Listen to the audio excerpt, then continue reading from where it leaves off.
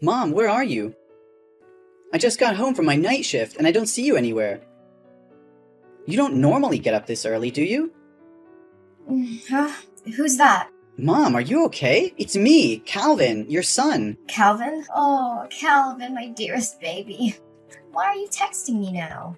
Shouldn't you be going to school now? Mom, I finished high school a week ago. I only need to attend the graduation ceremony in the next few days, so there's no need to go to school anymore. Oh, I see. Why are you texting me now? Shouldn't you be going to school now? Mom, you just asked the same question and I just answered it.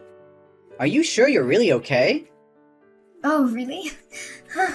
I just didn't pay much attention. I think I'm still not fully awake. Then why are you texting me?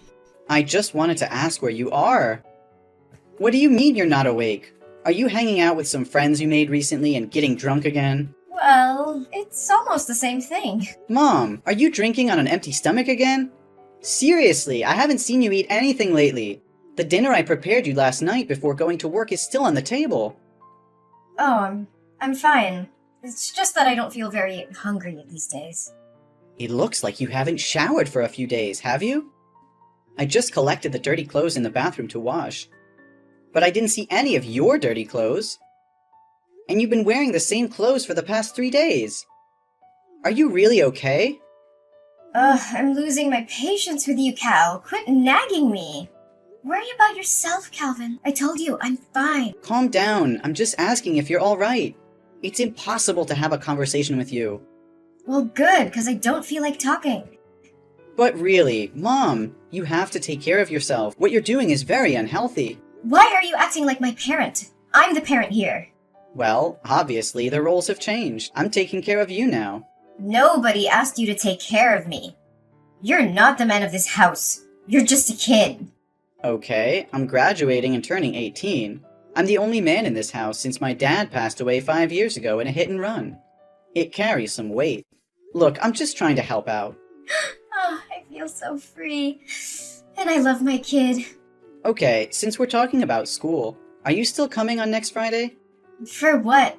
Calvin, you're messing up my chill. God, it's annoying. The message alarm just keeps ringing. For my high school commencement. Well, I don't know. I'll try. I might be busy, though. I might. It's the ceremony for my high school graduation. I have to give my valedictorian speech because I'm the honor student receiving a scholarship from a top university. Ugh, Calvin, seriously, it's not a big deal. What's the problem? This is a big deal! Mom, what's wrong with you? You were just excitedly talking about, oh, my baby's graduating 1 week ago. Now it's not a big deal with you anymore? Okay. Whatever you want. We'll talk about this after you get home. By the way, I just got my salary from my part-time job today. So I've saved up enough money to pay my tuition fees for the first year and still have some left over. So tonight, we're going out for a meal to celebrate. I'll treat. Oh, the college money thing? I was gonna talk to you about that too. Oh, you don't have to worry. I've already saved enough money.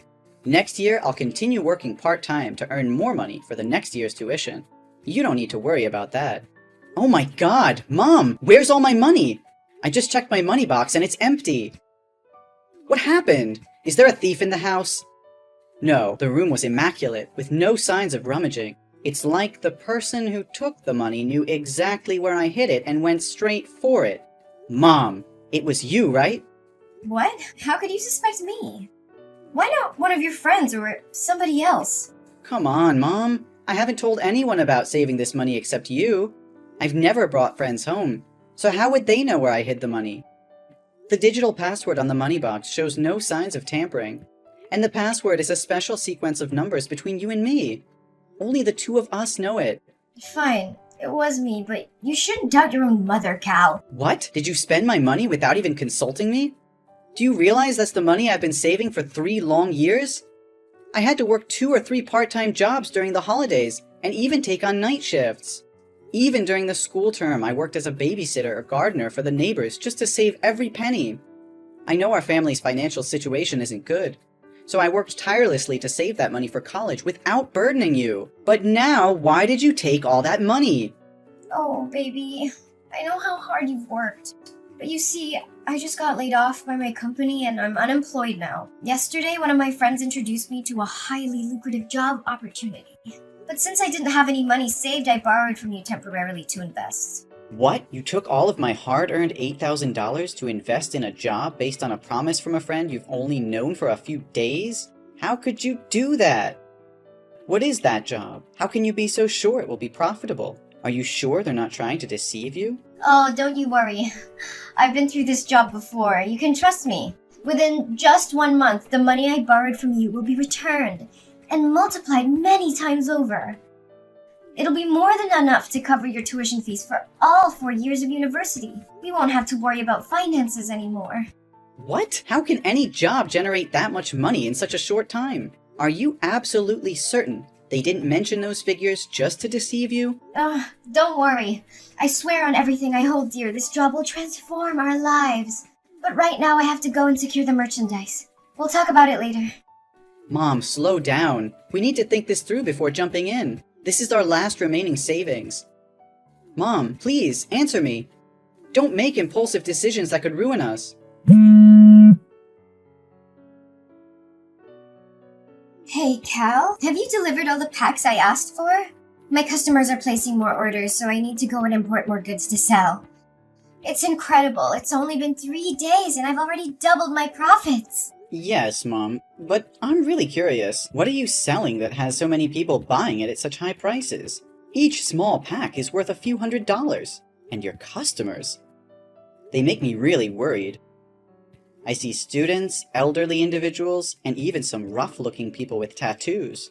Mom, why can't you tell me what you're selling? Since the day you started this business, you've always locked your room and never let me in. Isn't the packaging on the outside of the packs clear enough? Doesn't it say tonic for the soul? You can read, right, Cal? It's just something that brings happiness, comfort, and an escape from the harsh reality. There's nothing to worry about.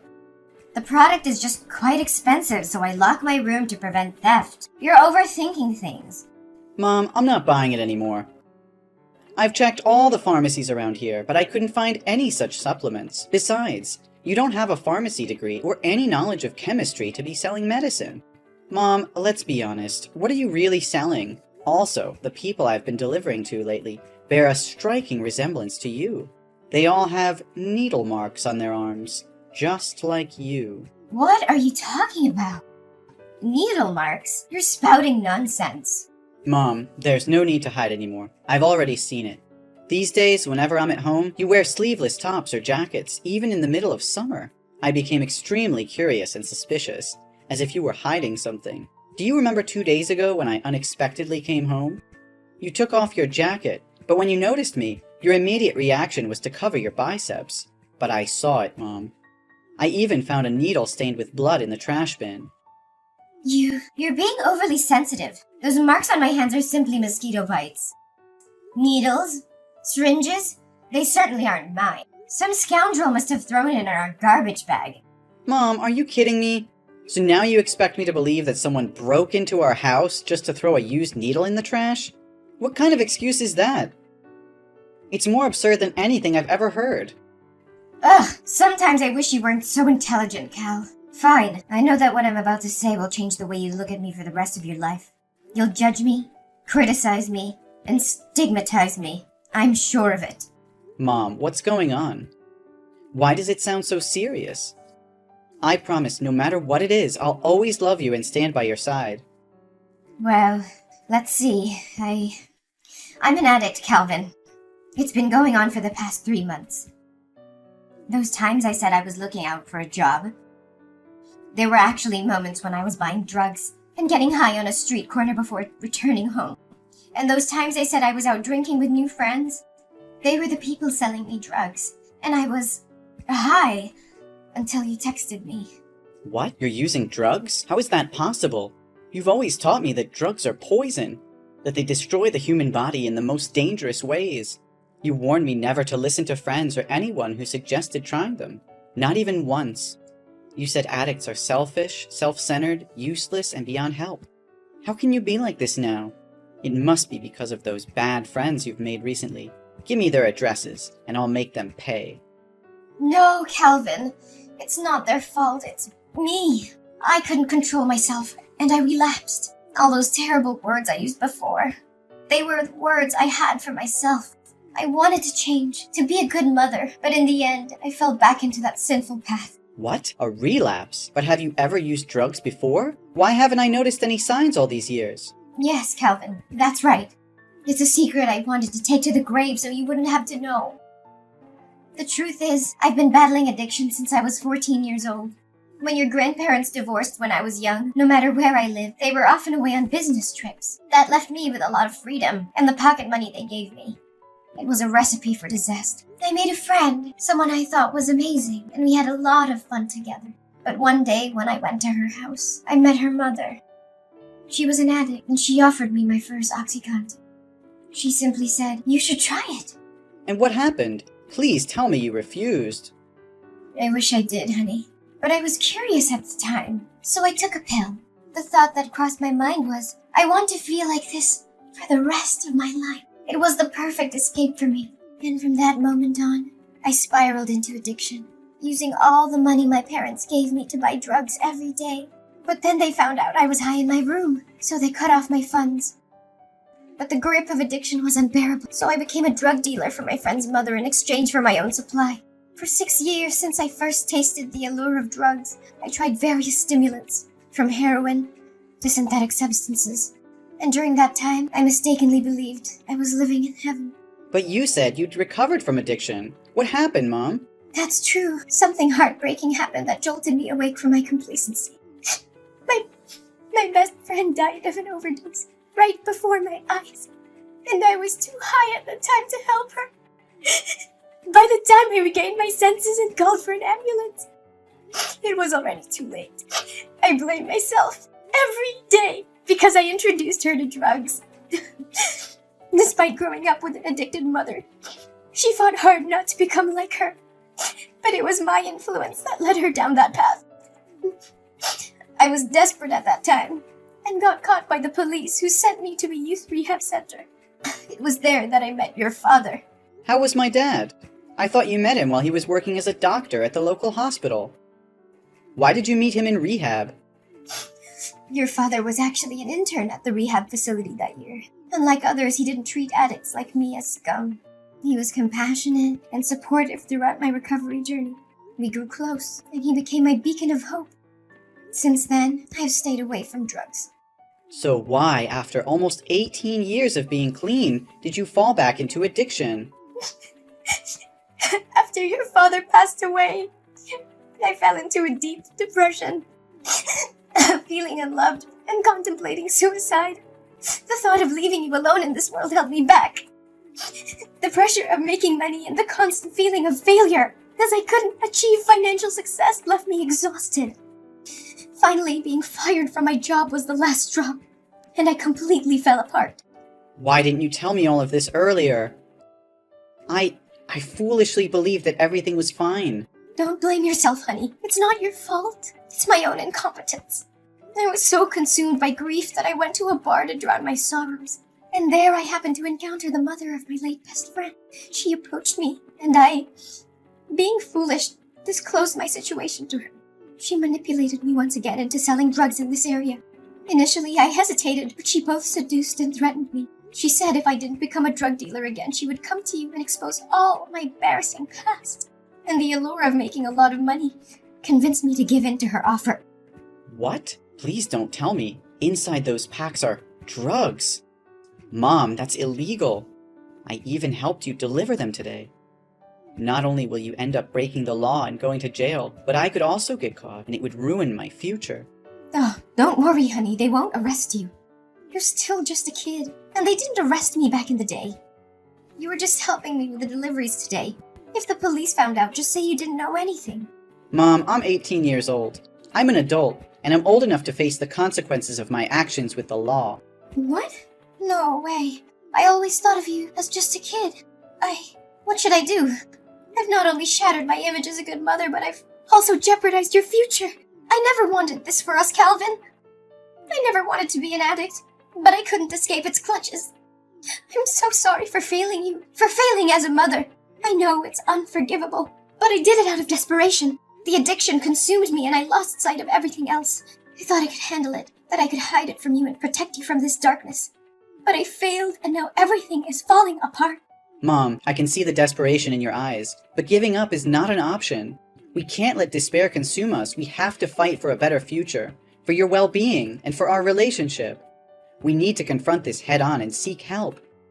Rehab can provide the support you need to overcome your addiction once again. Calvin, I just don't see a way out of this darkness. The weight of guilt, shame, and the realization of the pain I've caused is crushing me. How can I ever face myself, let alone society? I know it feels overwhelming right now, but we can't let despair dictate our choices. We have to confront the consequences of our actions and seek help. It's the only way to break free from this cycle and find redemption. Redemption? Do you really believe it's possible for someone like me? I've betrayed everything I stood for, everything I taught you. How can I ever make amends for that? Mom, redemption is not about erasing the past or pretending it didn't happen. It's about acknowledging our mistakes, taking responsibility, and committing to change. It won't be easy, and there will be obstacles along the way, but it's a journey worth taking. But what about society? They will never forgive me. They will always see me as an addict, a failure, a burden to society. They view us as criminals, as failures. Even if I go to rehab, who will hire me afterwards? Who will give me a chance? I'll be forever labeled as an addict. How can I face their judgment, their scorn? Society can be harsh, Mom, but there are also compassionate people who understand the struggles of addiction. Besides, you still have me. I'll always be here and accompany you like my father did with you. We can find a path where you can heal and rebuild your life without constantly living in fear of judgment. I want to believe, Calvin. I want to believe that there's still hope for me, for us. I'll try. For you. For our future. Please help me find the way out of this despair. Mom, that's all I could ever ask for. Together, we'll find the help you need, the support you deserve. Mom, where are you? Mom? The hospital just called me and said you ran away. Where did you go? You just escaped death. Calvin, I'm sorry. I'm really sorry. I couldn't contain myself. I never wanted this, Calvin. I never wanted to go down this path again. But the pain, the emptiness inside me grew so intense that I found myself drowning in desperation. I thought I could handle it, that I could find an escape. And then the devil's whispers echoed in my ears, tempting me with false promises of relief. Why don't you just let me die of an overdose? Why are you trying to save my life? And now I have to live in humiliation. I don't dare see you again. Mom, please don't say that. Don't give up on yourself. I can't bear the thought of losing you. I'm scared, Mom. Scared of what might happen if I can't find you in time. You have no idea how scared I was yesterday morning. I was getting ready to go to school for the graduation ceremony when I heard a loud noise coming from your room. I felt so nervous, so I opened the door to check. The scene I witnessed still haunts me. You were lying on the ground with a needle in your lap, covered in vomit and foaming at the mouth. Your whole body was twitching, and it seemed like you'd passed out. I was terrified and immediately called 911. If I had left even a little bit earlier that day... Calvin, I'm so sorry for putting you through all this pain. I never wanted to hurt you. The depths of my despair consumed me, clouding my judgment and blinding me to the love and support you've given me. Mom, you're not alone in this. I know it's hard, but we can fight through it together. Your life is worth living, worth fighting for. I won't let you slip away into darkness. Please, let me help you. Help me? Calvin, I'm beyond help. I've let you down, failed as a mother, and now I'm dragging you into the depths of my own despair. I can't bear to see you suffer because of me. No, Mom, you haven't failed me. We all make mistakes, and I refuse to believe that this defines who you are. You're so much more than your addiction. You're my mother, the one who raised me, loved me, and supported me. I can't abandon you now, not when you need me the most. But Calvin, don't you see? I'm trapped in this vicious cycle. Every time I try to escape, it pulls me back in. I can't bear the pain, the shame, and the weight of my own mistakes. It feels like there's no way out. Mom, I can't just stand by and watch you carry this burden alone. The guilt and shame will eat you alive, and I can't let that happen. We have to go to the police together, confess everything, and reveal who provided you with those drugs. We can't let them get away with destroying our lives. No, Calvin! I won't let you sacrifice your future for me. You deserve a chance at a normal life, free from the consequences of my actions. I can't bear to see you suffer because of my mistakes. I'm already drowning in guilt, and I can't drag you down with me. You think I care about a normal life? Mom, all I care about is you. We're a family, and families stick together no matter what. I won't let you face this alone. We'll face the judgment, the discrimination, and the consequences together. I won't abandon you in your darkest hour. Calvin, you don't understand. Society will never accept us. We'll be branded as criminals, as addicts, and it will haunt us for the rest of our lives. I can't bear to see you suffer because of my mistakes. I want better for you, a chance to break free from the cycle of pain. Better for me? Do you think I'll ever be better if I abandon you now? We can't escape our past, Mom. It will always haunt us, no matter how much we try to hide. The only way to truly move forward is to face it head on, to take responsibility for our actions. You think there's still hope for me? Look at me, Calvin! I'm a broken, hopeless mess. It's too late for me, Calvin. I'm tainted, damaged beyond repair. But you still have a chance. You're young, talented, and full of potential. Save yourself and leave me behind. It's the only way for you to have a future worth fighting for. I'd rather face the consequences alone, no matter how severe they may be. No, Mom, I won't leave you behind. We're in this together through thick and thin. I can't imagine a future without you, and I won't let you give up on yourself. We'll face the world together, and we'll prove them wrong. We'll show them that love and support can conquer even the darkest of times. Just come back to the hospital, okay? After you completely recover, we'll go to the police station together. I'm terrified, Calvin. Terrified of the unknown, of what lies ahead of us. But seeing the determination in your eyes, the unwavering love you have for me, gives me a glimmer of hope. Maybe, just maybe, we can find a way to rebuild our shattered lives together. Let's face this storm, hand in hand, and never let go. After a long and arduous legal process, Mom was sentenced to 7 years in jail for her involvement in illegal drug trafficking. It was a heavy blow to both her and me, knowing they would be separated for such a long time. However, there was a glimmer of hope amidst the darkness. During the trial, Mom made a courageous decision. She decided to reveal the identity of the leader of the drug ring, providing crucial information to the authorities. Her willingness to cooperate and assist in dismantling the operation earned her a reduction in her sentence. Instead of serving the full 7 years, her sentence was reduced to 5 years. As for me, the court recognized my genuine remorse, and the fact that I had been caught up in my mother's desperate struggle. Despite my involvement in transporting drugs, the judge saw potential for my rehabilitation, and granted me a suspended sentence of 1 year, giving me a chance to turn my life around. The sentencing was bittersweet, as we knew we would be apart for a considerable period. But it was also a turning point, a chance for us to rebuild our lives and make amends. We held on to the hope of a brighter future, even in the face of adversity. While Mom served her time behind bars, I dedicated myself to self-improvement. I pursued education and counseling, determined to break free from the shadows of the past. I surrounded myself with positive influences, and used my experience to raise awareness about the dangers of drug addiction. As the day of my mom's release approached, I eagerly awaited her return. I had grown into a responsible and compassionate young adult, ready to support her transition back into society. Together, we embraced the second chance life had given us, determined to make the most of it.